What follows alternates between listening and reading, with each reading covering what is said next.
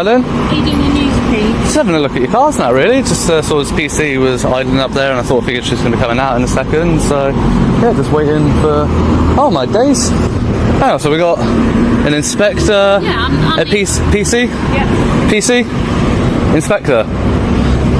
So we've got 4 police officers for a man with a camera.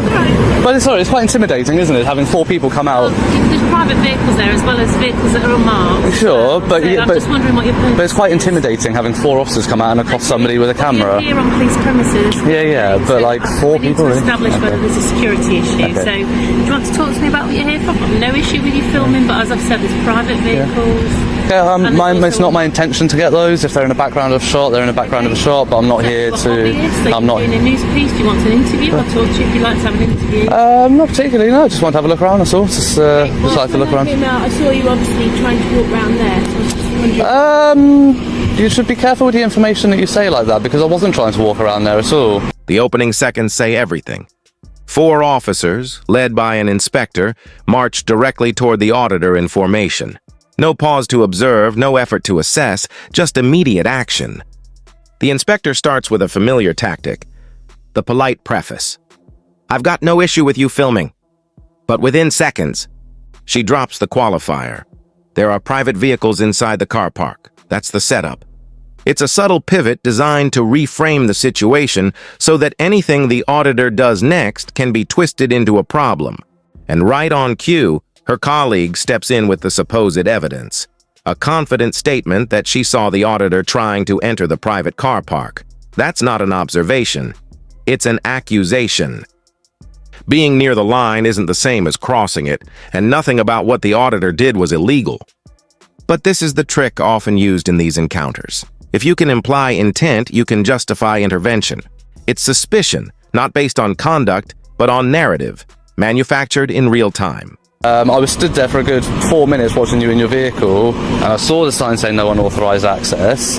So don't tell me that I was trying to walk places where I wasn't. Be careful with things like that. Have you got the footage that you need?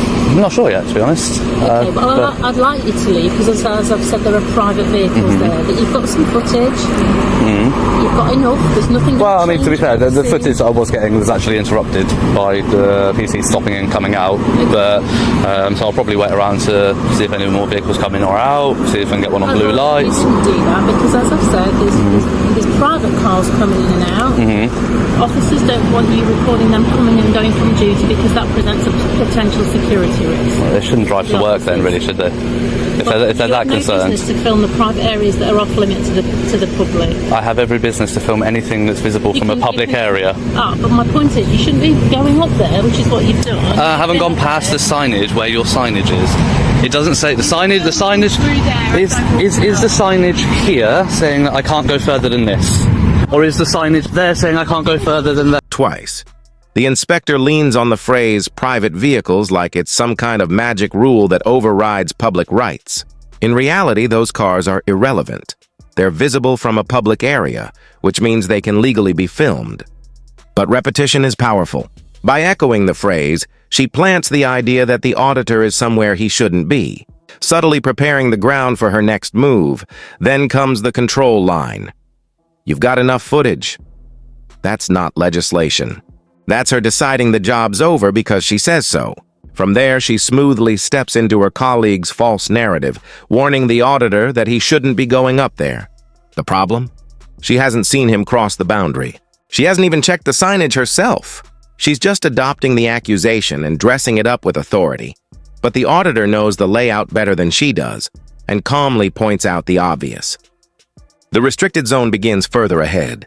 He hasn't crossed it, and the law is firmly on his side.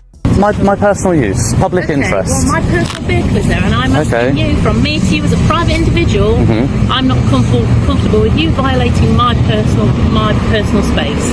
It's not your personal space. It's my vehicle there, my private vehicle is there, and I'm not comfortable with you filming that. Well, if you hadn't announced that it was your private vehicle, nobody would ever have known. I'm telling you it is, so no, you are I'm doing now. asking you to stop. Yeah, well, I'm not going to. It's in a public area. In which case, you'll have to be removed to prevent the breach of the peace, because you are. How am I breaching the peace? Do you know what the threshold bodies for breach of the peace. You already have enough footage, so I'm asking you to leave. Okay. You're creating these officers aren't able to get on with their policing I'm duty. not stopping them. Hold-y, the inspector's response here is jaw-dropping.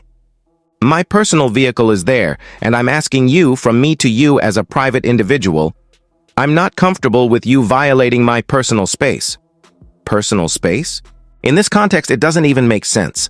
She's in full uniform on duty, referring to a police car park that belongs to the force, not to her, and is clearly visible from a public vantage point. There's no such thing as personal space over an area you don't own and can't legally shield from public view. The auditor cuts straight through it, reminding her it's not her personal space. But she doubles down anyway, insisting she's not happy with her vehicle being filmed. Here's the irony. If she hadn't announced it, nobody watching would have known which car was hers. She created the link herself, turning something anonymous into something personal. That's not a privacy breach by the auditor. That's a tactical blunder by her. Then comes the threat. If he doesn't stop filming, he'll have to be removed to prevent a breach of the peace. But that's not how the law works. Breach of the peace applies to imminent violence or disorder, not to a lawful act that merely makes someone uncomfortable. You can't criminalize discomfort. Individuals, as I was, getting on with a matter that's a concern to the community, and I've got an individual on police premises filming not only the police cars coming and going, but officers arriving for duty and leaving again. That causes me a concern. So you're working on conjecture there, because I have specifically said that is not my intention. I've said to you, you're causing me a concern. So I'd Okay. like you to leave. So you're concerned. Do police by your feelings in this country, or do you police by what the law is? I'd like you to leave. Do you police by I'd what? like you to leave. Do you police by what the law is, or do you Sir, police I'm gonna by? get the officers to take you away because you are not. Am I in a public place? There are officers having private conversations about cases in the backyard of the police station. Well, they shouldn't be. They shouldn't be having that conversation. conversation in that sort of place. But you shouldn't be there within the scope of being able I can to be. film this. Do you know you can film anything you can see from a public place in the UK? Okay. Is this a public place? This is a public place. There you go. So if I can you film are- it. Let me put it a different way. If you stand at the end of my driveway at home, which Sure. is a public place, repairable at public expense, Sure. and you film into my window, is that acceptable? Is this your home? Do you live here? Do you sleep here? But these are private premises. Beyond this line here, you are filming from a public into a private space. Is that Okay. permitted? Yes. Oh, she hears the auditor calmly repeat that he's in a public place. So she tries to trip him with the classic hypothetical. If you stand at the end of my driveway at home, which is a public place, and film into my window, is that acceptable? It's a weak comparison from the start. Filming into the windows of a private home can indeed raise privacy issues under Section 1 of the Protection from Harassment Act or even the Data Protection Act in certain situations. But this isn't a home. It's a police station, a public facility where there's no expectation of domestic privacy. The auditor calls her bluff instantly. Is this your home? Do you live here? That's the key point. The law draws a clear line between private residences and workplaces operated by public bodies. Officers don't get personal privacy rights over government property simply because they're uncomfortable being filmed at work. She tries to recover, saying, "This is private premises. You're filming from a public place into a private." Technically true, but legally irrelevant. Anything lawfully visible from a public vantage point can be filmed. The moment something is in open view from a public area, there's no reasonable expectation of privacy. Her driveway analogy is a red herring, meant to shift the discussion from a legal argument to an emotional one. It's not about feelings, it's about rights. And on that front, the auditor is standing on solid ground. Absolutely. Absolutely not. Of course it is. So you can stand on my road and film me in my home, can you?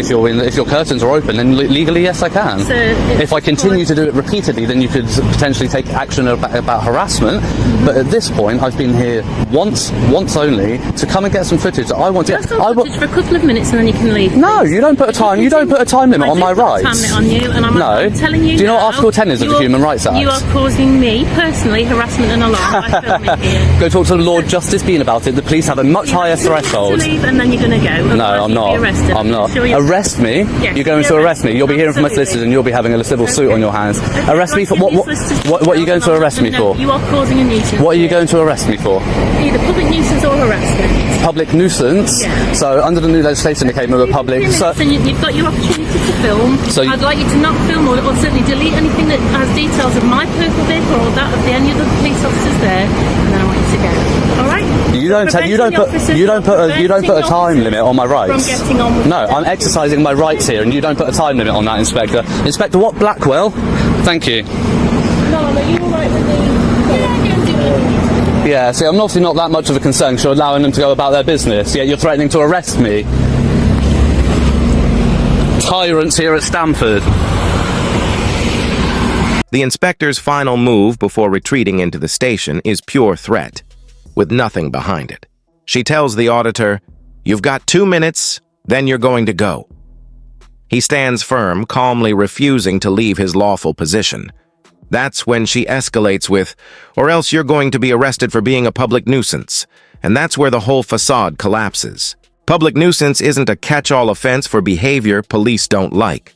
It's a specific and serious charge, historically reserved for acts that endanger life, obstruct public rights, or cause widespread harm to the community. Since 2022, it's been codified under Section 78 of the Police, Crime, Sentencing, and Courts Act, which still requires significant harm or risk to the public. A person quietly filming in a public place doesn't even come close. That threat wasn't law, it was intimidation. Using a serious statutory offense as leverage to scare a lawful citizen into compliance is a misuse of authority.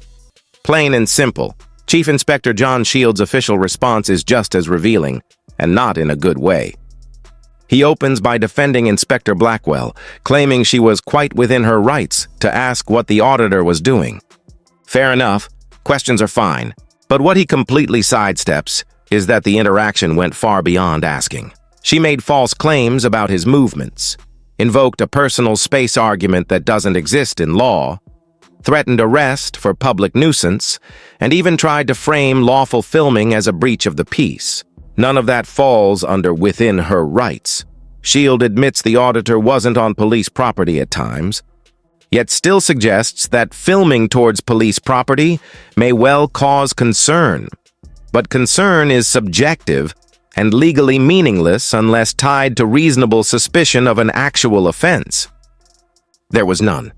Instead of addressing the legal flaws, he simply repackages the same hollow justifications used on the front line, only this time in polished bureaucratic language. The real disappointment comes when he concludes that the inspector didn't act unprofessionally. The footage says otherwise.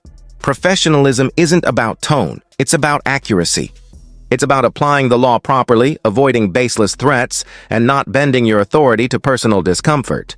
Inspector Blackwell failed on all 3 counts, claiming personal space over a public facility, using an irrelevant home analogy, and threatening an arrest with no legal basis. Shield had the evidence and still signed off on her behavior. That's the problem with internal reviews. They protect the badge, not the public. His conclusion that no further action is required ignores obvious breaches of law and judgment captured on video.